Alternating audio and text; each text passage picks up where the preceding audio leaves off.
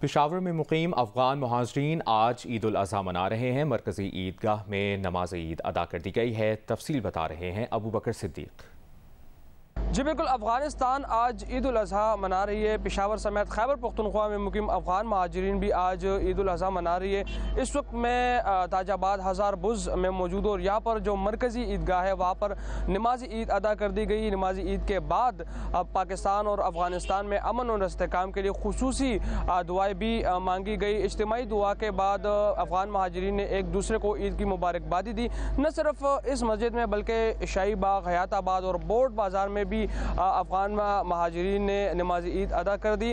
आपसे कुछ ही देर बाद कुर्बानी का सिलसिला शुरू होगा और कुर्बानी के बाद जो फैमिलीज़ की तरफ जाने का जो सिलसिला होता है वो शुरू होगा। जी, दुनिया भर की तरह कराची में भी बोहरी बिरादरी आज ईद उल अज़हा मना रही है। कराची में बोहरी बिरादरी आज ईद उल अज़हा मना रही है। सदर में वाक़ बोहरी मस्जिद में नमाज ईद अदा की गई। नमाज ईद में मुल्क के इस्तेहकाम के लिए खुसूसी दुआ कराई गई। नमाज ईद के बाद बोहरी बिरादरी के अफराद ने हज़रत इस्माइल की याद मनाते हुए सुन्नत इब्राहिमी अदा की। नमाज ईद के मौके पर बोहरी मस्जिद जाने वाले रास्ते सिक्योरिटी के लिए बंद कर दिए गए थे, जबकि सिक्योरिटी के लिए पुलिस और रेंजर्स भी तैनात थी।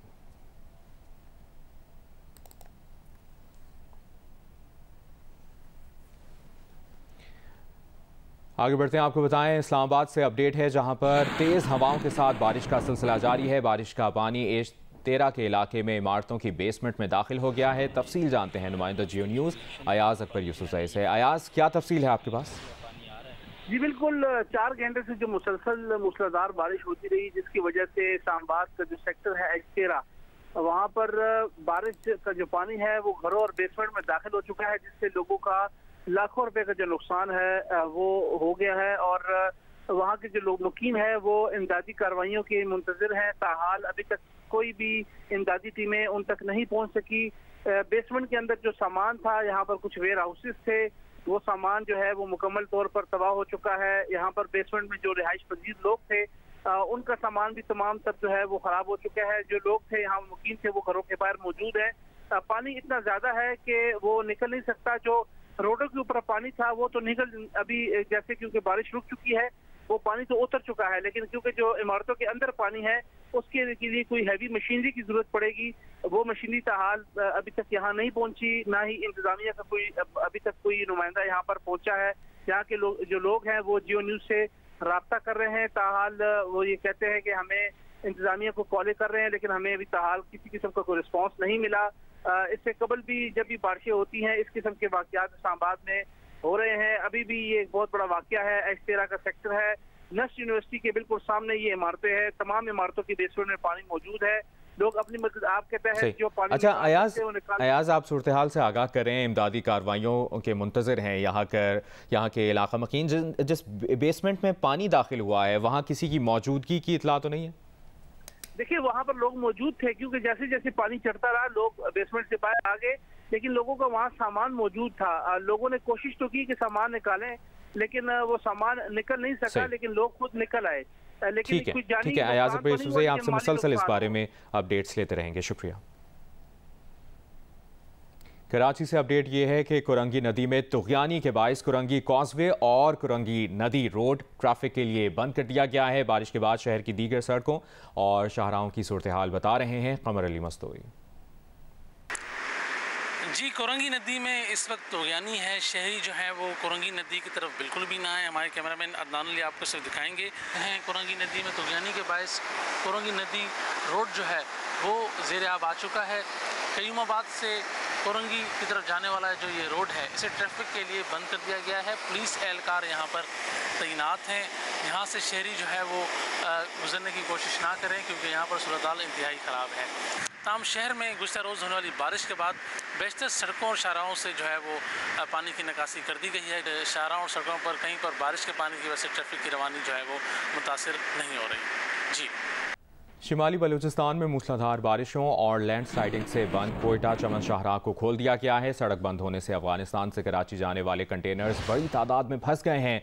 फाइबर ऑप्टिक केबल मुतासर होने से चमन और दीगर इलाकों में इंटरनेट और मोबाइल सर्विसेज मुतासर हैं। उथल के सैलाबी रेले में फंसे 37 किसानों को रेस्क्यू कर लिया गया। उधर स्कर्दू जगलोट रोड भी खोल दिया गया है। बालाई शुमाली बलूचिस्तान में मूसलाधार बारिशों ने तबाही मचा दी। कोजक टॉप और शीला बाग में मूसलाधार बारिश, सलाबी रेले और लैंड स्लाइडिंग से कोयटा चमन शाहरा पर ट्रैफिक मुअत्तल हो गई। ताहम नेवीज और NHA ने रेस्क्यू ऑपरेशन करके हर किस्म की ट्रैफिक बहाल कर दी। फाइबर ऑप्टिक केबल मुतासर होने से चमन और दीगर इलाकों में इंटरनेट और मोबाइल सर्विस मुतासर है।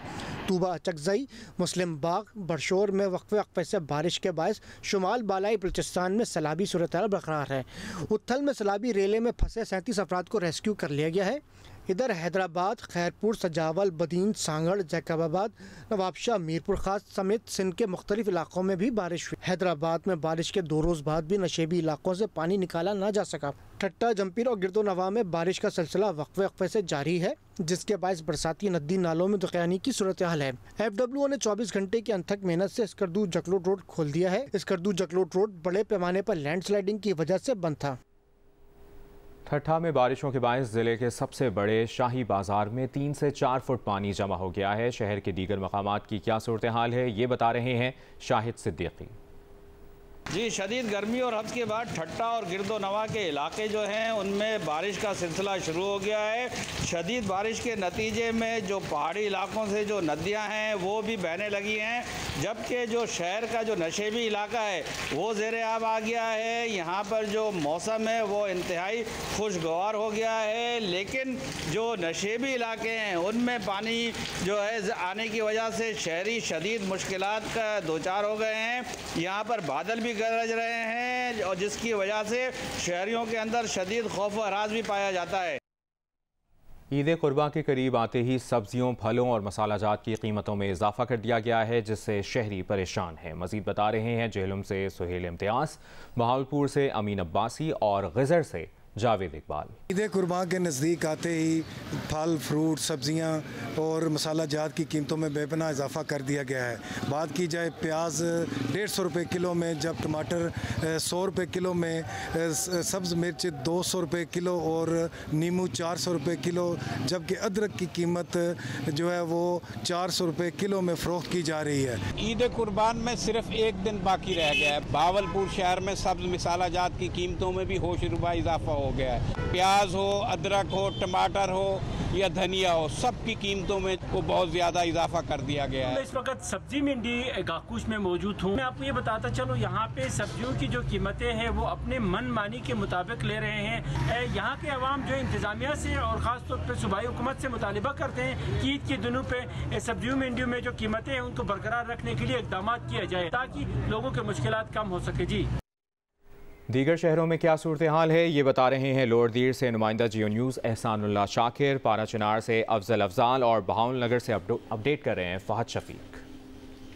जी बिल्कुल, ईदी कुर्बान के लिए मुल्क भर की तरह लोअर दीर में तैयारियां आखिरी मराहल में दाखिल हो चुकी है और इस वक्त मैं तेमरगरा शहर के एक मंडी से रिपोर्ट कर रहा हूं, जहां पर इस वक्त देखा जा सकता है कि जानवरों की बड़ी मंडी जो ये है। यहां पर हमारे व्यापारियों से भी बात हुई तो उनका ये कहना था कि मौजूदा महंगाई की वजह से ज़्यादातर गाहक जो है वो नज़र नहीं आ रही। जहाँ शेखोरनोश और दीगर अशिया के नरखों में इजाफा हो गया है, वहाँ कुर्बानी के जानवरों के नरखों में भी इजाफा हो गया है। मैं इस वक्त बकरा मंडी पारा चिनार में मौजूद हूँ। यहाँ कुर्बानी के जानवर ख़रीदने के लिए लोग आ रहे हैं, लेकिन शहरियों का कहना है कि कुर्बानी के जानवरों के नरखों में भी शदीद इजाफा हो गया है और कुर्बानी के जानवर ख़रीदना गरीब लोगों के बस से बाहर है। अच्छा, बिल्कुल, बहावल नगर की मंडी मवेशिया में भी जानवरों की खरीदारी के लिए आने वाले लोगों का रश बढ़ गया है, क्योंकि आज आखिरी दिन है और कल ईद उल अज़हा है, तो लोगों की यही कोशिश है कि आज यहाँ से जो है वो जानवर खरीद कर घर ले जाएँ। लेकिन दूसरी तरफ वो ये गिला करते नजर आ रहे हैं कि जहाँ पर जो जानवर हैं उन्हें बहुत ज़्यादा उनके दाम मांगे जा रहे हैं और महंगाई बहुत ज़्यादा है, जिसकी वजह से हम जानवर अभी तक नहीं खरीद पाए। ईद कुर्बान करीब आते ही चाकू, छुरियां तेज करने वाले दुकानदारों की भी चांदी हो गई है। मजीद बता रहे हैं स्वात से महबूब अली और शकरगढ़ से मंजूर हुसैन। जी बिल्कुल, मुल्क भर की तरफ वादी स्वात में भी ईद उल अज़हा कल पूरे मजहबी अक़ीदत और जोश जज्बे के साथ मनाई जाएगी। ऐसे में चाकू और छुरियां तेज़ करने वाली दुकानों में भी लोगों का रश देखा जा रहा है और लोग कतारों में अपनी बारी का इंतज़ार कर रहे हैं। जहां दीगर तमाम चीज़ें महंगी हो गई है, तो ऐसे में चाकू और छुरियां तेज़ करने वाले दुकानदारों ने भी अपने दाम बढ़ा दिए हैं। शकरगढ़ में भी कुर्बानी की तैयारियों के लिए शहरी जहां जानवरों की ख़रीदारी में मसरूफ़ हैं, वहीं पर जानवरों को सजाने के लिए उनके लिए मुख्तलिफ जो लवाजमात हैं वो भी ख़रीद रहे हैं। शहरी कुर्बानी के जानवरों को कुर्बान करने के लिए छुरियाँ, बुगदे, टोके और जो दीगर अशिया हैं वो भी ख़रीद रहे हैं। जब हमारी शहरियों से बात हुई तो उनका कहना था कि पिछले साल जो छुरी 200 रुपये की मिल रही थी, इस साल वो 300 रुपये में मिल रही है, जबकि वो टोका जो पिछले साल 800 में दस्तयाब था, इस साल 1200 से 1400 रुपये में मिल रहा है। ईद उल अज़हा के मौके पर मवेशियों के बाद सब्जियों की कीमतों में भी बेपनाह इजाफा हो गया है। अब सब्जी भी आम आदमी की पहुंच से दूर होती जा रही है। हामिद शेख की रिपोर्ट। ईद उल अज़हा से कबल ही सब्जियों की कीमतें भी आसमान से बातें करने लगी हैं, जिसके सबब आम आदमी के लिए सब्जी पकाना भी मुश्किल हो गया है। इन दिनों हैदराबाद में अदरक 400 रुपये, लीमू 250, हरी मिर्च 200 और टमाटर 120 रुपये किलो हो गए हैं। इसी तरह 70 रुपये किलो वाली प्याज 120 और लहसुन 240 रुपये किलो में फरोख्त हो रहा है। महंगी चीजें कर दी है, गरीबों के पहुँच से दूर, गरीब बंदा कुछ खा पी नहीं सकता। गोश्त तो दूर की बात है, क्या सब्जियाँ भी नहीं खा सकते। 120 रुपये किलो टमाटर, 60-70 रुपये किलो बिक रहा था अभी हम पक रहे इससे पहले। आप प्याज को देखें, 120 रुपये कम से कम प्याज का रेट है। डेली कमाने वाला वो अपने घर कुछ सब्जी लेके नहीं जा सकता। महंगाई इतनी है कि कुछ चीज हाथ लगाए तो वो बोलने से पहले हाथ रुक जाता है कि क्या लें, क्या खाएं, क्या बच्चों को खिलाएं। शहरियों का कहना है कि प्राइस कंट्रोल कमेटी समेत मुतालिका इदारे त्योहारों के मौके पर अशिया खुदनोश की कीमतों को कंट्रोल करने के लिए तरीक़ाकार वज़ा करें ताकि शहरियों को रिलीफ मिल सके। कैमरामैन काजी शकील के साथ हामिद शेख, जियो न्यूज़, हैदराबाद। खेल के मैदान से खबर यह है कि श्रीलंका के दौरे पर मौजूद पाकिस्तान क्रिकेट टीम ने मेज़बान मुल्क के खिलाफ टेस्ट सीरीज़ की तैयारियां शुरू कर दी हैं। कौमी क्रिकेटर्स ने कोलंबो में पहले प्रैक्टिस सेशन में बैटिंग, बॉलिंग और फील्डिंग की भरपूर प्रैक्टिस की। पाकिस्तान क्रिकेट टीम इन दिनों कोलंबो में है, जहां खिलाड़ियों का पहला प्रैक्टिस सेशन भरपूर रहा। बैटर्स ने विकेट पर देर तक रुकने और लंबी बारी लेने की प्रैक्टिस की तो बॉलर्स ने लंबे लंबे स्पेल कराने की मशकें की। पाकिस्तान टीम मजीद 2 दिन प्रैक्टिस करेगी। 11 जुलाई को पाकिस्तान टीम 3 रोज़ा practice match Colombo Colts club के खिलाफ खेलेगी। पाकिस्तान और श्रीलंका के दरमियान पहला टेस्ट 16 जुलाई से गोल में शुरू होगा। श्रीलंका में आके कंडीशन से ऑब्वियसली जो है वो यूज़ टू होना है। ऑब्वियसली डिफरेंट वेदर कंडीशन है और बड़ी अच्छी बात है कि वेदर कंडीशन बहुत ज़बरदस्त थी। बड़ा एंजॉय किया हमने सारे दिन, फील्डिंग सेशन हो या बैटिंग सेशन या बॉलिंग, लड़कों ने बहुत एंजॉय की। और जो कंडीशंस हैं उसको कोशिश कर रहे हैं कि जल्द से जल्द उससे यूज़ टू हो। श्रीलंका का टूर हमेशा से बहुत चैलेंजिंग होता है, स्पेशली जो होम कंडीशन होती है वो बहुत, श्रीलंका अपनी होम कंडीशन में बहुत अच्छा खेलती है, तो हमें हमेशा चैलेंज रहा है यहाँ पर। लेकिन हमने लास्ट टूर भी बहुत अच्छा परफॉर्म किया था, हम सीरीज़ जीते थे। हम कोशिश करेंगे कि इस दफ़ा, क्योंकि 7 साल बाद आ रहे हैं, तो हम ज़रूर इधर से जीत के जाना चाहेंगे। World heritage invitational golf tournament का अहवाल बताएं, जहां पर पाकिस्तानी गोल्फर साद हबीब की उम्दा कारकर्दगी। इवेंट का अख्तिताम 3री पोजीशन पर किया। टूर्नामेंट में 25 ममालिक के गोल्फर्स ने शिरकत की।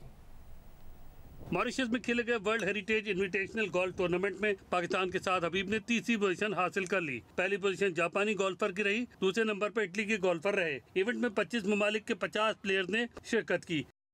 पाकिस्तान बैडमिंटन फेडरेशन और पाक फौज के ज़ेर एहतमाम all Pakistan national ranking badminton champion Khyber Pakhtunkhwa के मुराद अली ने जीत ली। चैंपियनशिप के मेन सिंगल्स फाइनल में मुराद अली ने वापडा के इरफान सईद को शिकस्त दी। विमेन सिंगल फाइनल में वापडा की माहूर शहजाद ने वापडा ही की गजाला सिद्दीक को शिकस्त देकर टाइटल अपने नाम कर लिया। All Pakistan national ranking badminton championship मुकाबले बहावलपुर गैरिजन स्पोर्ट्स क्लब में मुनक़िद हुए, जिसमें मुल्क भर से आए 119 मर्द और 45 खवातीन खिलाड़ियों समेत 12 महकमों और तमाम सूबों की टीमें शामिल थीं। चैंपियनशिप में मेंस डबल्स फाइनल में पाक फौज के राजा मोहम्मद हसनैन और वापडा के राजा जुल्करनैन हैदर ने हायर एजुकेशन कमीशन के अबूजर रशीद और यासिर अली को शिकस्त दी।